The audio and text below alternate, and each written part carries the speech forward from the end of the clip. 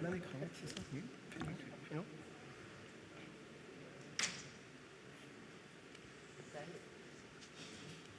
C'est bon? Merci Saïd. Moi j'ai la tâche de vous parler des dégénérescences des bioprothèses aortiques, précises aortiques. C'est une question d'actualité et n'est pas exclu que ça va devenir un véritable enjeu de la santé publique vu le nombre de bioprothèses posées à travers le monde. Je pense qu'en voyant cette courbe, en moyenne 400 000 interventions sur la valve aortique à travers le monde. Et quand on voit la courbe, pratiquement en Occident, 90% des patients bénéficient d'un remplacement valvulaire par une bioprothèse aortique. Alors, on n'a pas le choix. D'un côté, on a les valves mécaniques, avec les aléas, comme vous le savez très bien, surtout le saignement. Et d'un côté, la valve biologique, le problème de dégénérescence. Alors, on va regarder de près ces valves, comment elles sont faites, pour comprendre un peu la dégénérescence. Les valves biologiques sont faites d'origine animale, soit bovine, soit porcine. Ils sont composés, bien sûr, d'un tissu qui est soit du péricarde, soit des valves porcines, dans une armature. Et cette armature va déterminer le design de la valve. Avec, en plus, pour les chirurgiens, une collerette pour la fixation de la prothèse. Par contre, dans les valves de TAVI, vous avez du tissu à l'intérieur d'un stent. Donc, il n'y a pas de collerette, ce qui explique que ces valves ne sont pas obstructives, il n'y a pas de gradient important en post-opératoire. Alors, concernant le tissu animal, il est traité doublement. D'abord, il est traité par la glutaraldéhyde, qui va diminuer le caractère antigénique du tissu. Et deuxièmement, un traitement anticalcique, parce que c'est avéré que la glutaraldéhyde augmente les calcifications de ces tissus. Donc, il y a double traitement. Alors, voilà l'aspect macroscopique, ce que devient ces valves finalement. Voici la valve, comment elle la livre après l'industrie.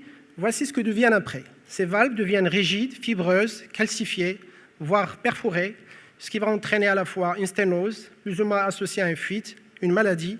En fait, on transforme une maladie par une autre quand on change la valve. Alors, quand on regarde de près les mécanismes physiopathologiques qui induisent cette dégénérescence, en premier lieu, c'est le stress mécanique, en fait. Cette valve qui est posée à la sortie du cœur, il y a un stress permanent. Comme vous savez, les valves natives, ils subissent ce stress, mais il y a un mécanisme de réparation. On parle de régénérescence. Mais ces valves inertes, ils n'ont pas de mécanisme de régénérescence, donc on parle de dégénérescence. Donc, ils vont subir des lésions répétitives. Et ce stress, il est très augmenté chez les patients qui ont une petite prothèse. Plus la prothèse est de petite taille, plus le stress va être important. Donc, si le patient sort avec un gradient post-opératoire, il faut s'attendre à une dégénérescence accélérée. Deuxième mécanisme important, c'est le métabolisme phosphocalcique. Donc, plus le patient est jeune, plus il a un métabolisme phosphocalcique très important, adolescent ou jeune. La femme aussi, femme ménopausée, il y a une sorte de transfert du calcium de l'os vers les artères et les valves. L'insuffisance rénale aussi. Et curieusement aussi, les papiers qui parlent des AVK. Le traitement AVK, apparemment, favorise le transfert du calcium de l'os vers les valves et les vaisseaux.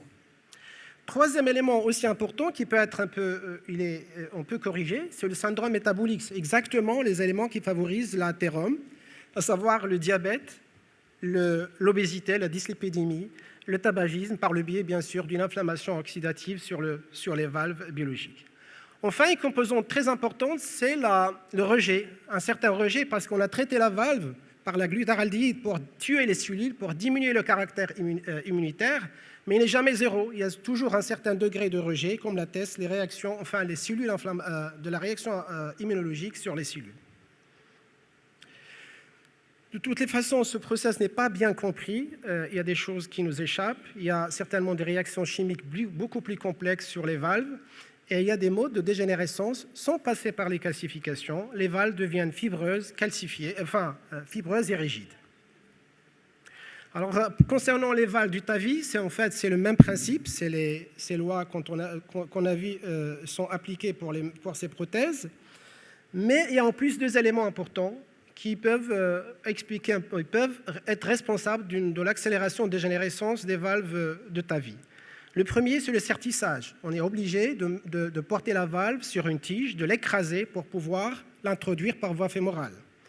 Deuxième, c'est l'utilisation du ballon. Quand on va mettre en place le ballon, la valve, le largage de la valve sous ballon, on va entraîner des lésions. Et donc des lésions qui peuvent accélérer la dégénérescence. Voilà ce qui est de la théorie. Maintenant, en pratique. Comment on approche ces dégénérescences en pratique? Alors pendant longtemps, avant 2017, il faut le dire, les bioprothèses étaient mal suivies. Il n'y avait pas de définition de dégénérescence, il y avait une vingtaine de définitions, mais on ne parlait pas d'échocardiographie. Et d'ailleurs, si vous vous souvenez, les malades ont été lâchés et on préconisait une échocardiographie 5 ans avant la chirurgie. Et comment on suivait ces dégénérescences? Tout simplement à travers les courbes. On regardait les courbes, on voit le nombre des patients, le pourcentage des patients qui ont survécu, et à partir de ça, on pouvait déduire les valves qui ont dégénéré. En fait, cette lecture elle est biaisée parce qu'il y a pas mal de malades qui vont avoir une dégénérescence et ils ne vont pas être opérés parce qu'ils sont âgés, ils ont une comorbidité, ils vont refuser la chirurgie, soit ils vont décéder, soit ils vont être mis sous traitement médical. Donc jusqu'à 2017, où le groupe des cathétériseurs européens, ils ont proposé une définition qui se base sur l'échocardiographie. C'est une définition qui a été adoptée par la Société européenne de cardiologie et la Société européenne de chirurgie cardiaque. Donc, en analysant la morphologie de la prothèse et les conséquences hémodynamiques. Ça, c'est la définition. La définition, bien sûr, insiste sur des points. Il faut absolument écarter tout ce qui n'est pas dégénérescence, à savoir la thrombose, endocardite, et aussi les détériorations qui ne sont pas structurelles. Ça veut dire qui ne touchent pas les feuillets, enfin les sigmoïdes de la valve. C'est-à-dire tout ce qui est fluide paraprothétique n'est pas considéré comme dégénérescence. Une malposition de la prothèse qui a été mal posée par les chirurgiens ou le cathétériseur n'est pas une dégénérescence. Donc la dégénérescence, tout ce qui touche le tissu valvulaire. Alors dans cette définition en fait européenne, on a classé les malades en 2 catégories, les dégénérescences moyennes, les dégénérescences sévères. Les dégénérescences sévères, c'est quand on a un gradient supérieur à 40 ou bien une modification du gradient de 20 mm de mercure. C'est à peu près comme le rétrécissement aortique. Les dégénérescences moyennes, c'est en fait des gradients entre 20 et 40, ou bien une modification du gradient de plus de 10. Là, on est considéré comme une dégénérescence moyenne. À côté de l'analyse hémodynamique, la définition aussi parle de l'analyse morphologique. Il faut voir les sigmoïdes de la valve, c'est important, l'épaississement, voir surtout s'il y a une fuite. Et la fuite doit être intraprothétique, mais pas périprothétique. Alors cette définition paraît un peu insuffisante, c'est pourquoi un groupe de cathétériseurs a proposé une définition le groupe VIVID, une définition internationale, pour essayer de répondre à la question du gradient, parce que la définition européenne se basait uniquement sur le gradient, et vous savez très bien que le gradient, quand il y a des modifications des flux, le gradient n'est pas fiable. Ils ont introduit d'autres paramètres, la surface fonctionnelle, en plus de l'index des vélocités. En plus, cette définition, il n'y a pas une catégorisation en 2, moyenne et sévère, mais plutôt ils ont fait 4 stades. Le stade 0, où la valve est pratiquement normale. Stade 1, il y a des modifications structurelles de la valve, mais il n'y a pas de conséquences hémodynamiques, il n'y a ni fuite ni sténose. Stade 2, c'est pratiquement l'équivalent de moyenne. Vous avez un gradient entre 20 et 40. Ça peut être une sténose ou une régurgitation, ou bien une maladie. Et un stade 3, quand l'atteinte est sévère, avec un gradient supérieur à 40. Alors, quand on voit de près ces 2 définitions, la définition européenne semble s'appliquer plutôt pour faire des études, parce que c'est plus pratique, on n'a besoin que d'un gradient, alors que la définition internationale VIVID plutôt est plus pratique pour le screening et pour suivre les malades de près. Là, je vous montre un exemple d'une étude. Par exemple, on prend l'étude Notion, c'est une étude récente qui compare la dégénérescence dans le groupe des chirurgies comparativement au TAVI. Et quand on voit par exemple, quand on prend la définition européenne, nous avons 4,8% de dégénérescence moyenne.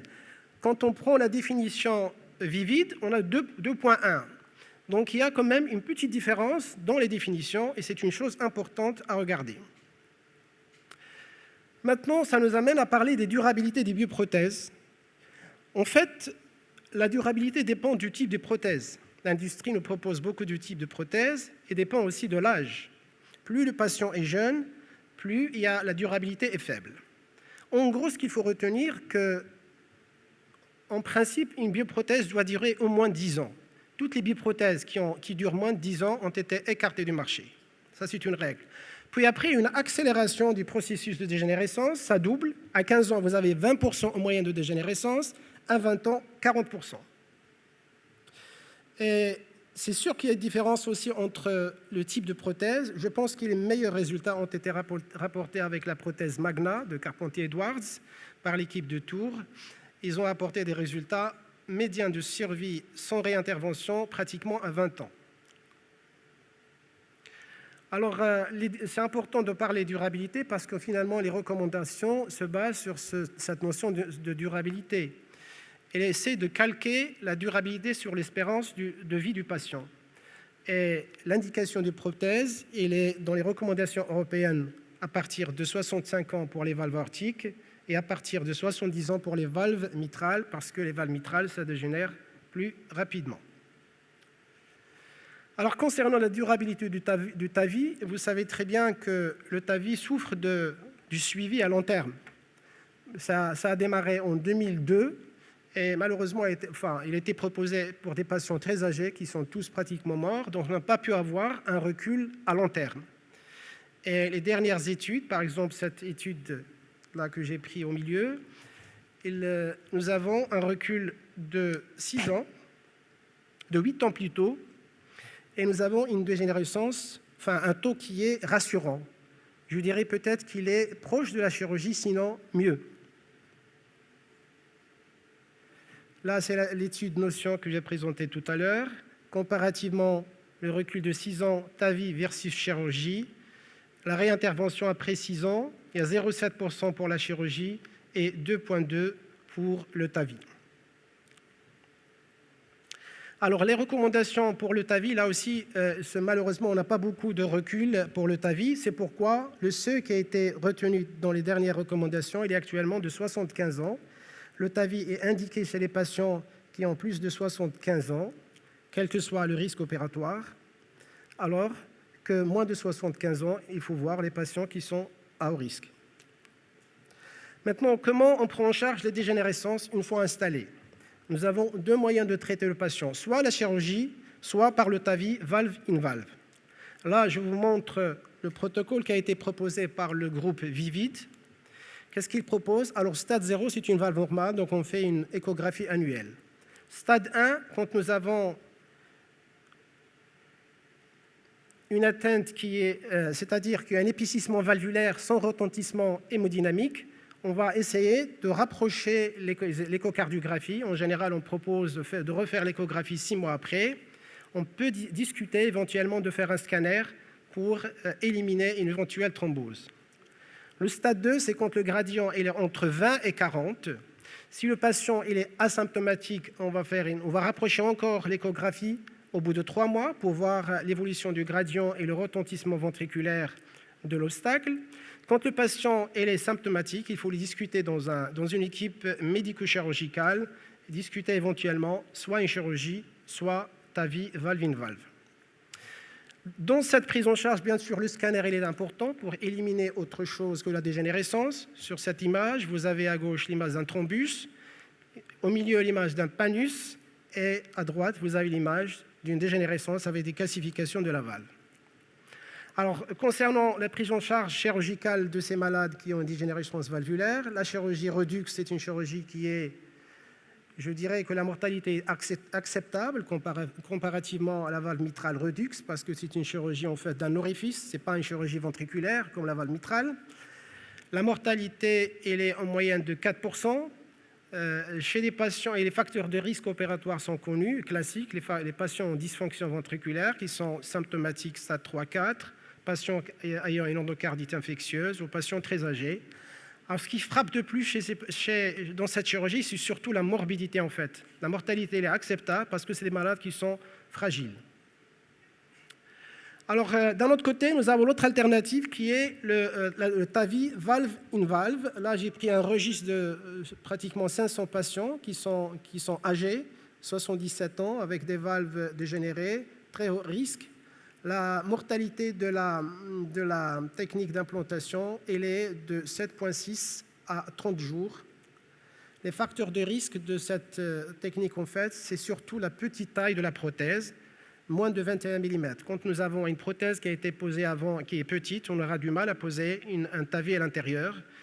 Et bien sûr, le deuxième facteur, c'est les patients qui sont fragiles. Alors, les limites du TAVI, c'est le problème des coronaires, parce qu'il y a déjà une prothèse à côté, on va poser une autre prothèse, on risque de boucher l'ostia coronaire. Deuxième problème aussi, c'est les gradients, parce qu'on va mettre beaucoup de matériel sur la voie de chasse, avec une prothèse déjà en place. C'est souvent obstructive, donc on ne peut l'envisager que chez des patients qui ont une valve large. Et puis le problème d'une redégénérescence de la prothèse, à l'intérieur d'une prothèse, et puis le risque de thrombose, parce qu'il y a beaucoup de matériel. Alors pour les problèmes coronaires, les cathétériseurs ont proposé des techniques qui sont séduisantes, ce qu'on appelle la technique Basilica, qui consiste avec une sonde de radiofréquence à faire une fissure du cusp de la valve qui est dégénérée, qui est en regard, pour ouvrir la voie coronaire et permettre la pose d'une prothèse à l'aise. Alors, quand on décide de faire une valve aux chirurgies, il faut prendre bien sûr une discussion médico-chirurgicale en prenant les risques opératoires et surtout voir le compte-rendu opératoire de la chirurgie initiale, la taille, le type de prothèse, l'analyse aussi comment on fait pour le TAVI, la hauteur des ostia coronaires, le mismatch, l'antécédent de pontage coronaire, les pathologies chirurgicales éventuellement à corriger et l'accessibilité fémorale. Alors, en conclusion, il faut retenir qu'il n'y a pas de thérapie actuelle pour ralentir ou stopper la dégénérescence du bioprothèse. Ça, c'est un point important. Par contre, on peut agir sur certains facteurs de risque avec des règles hygiéno-diététiques. Et deuxième point important on peut éviter, c'est de ne pas poser des petites prothèses initialement. Éviter le mismatch dans la première intervention.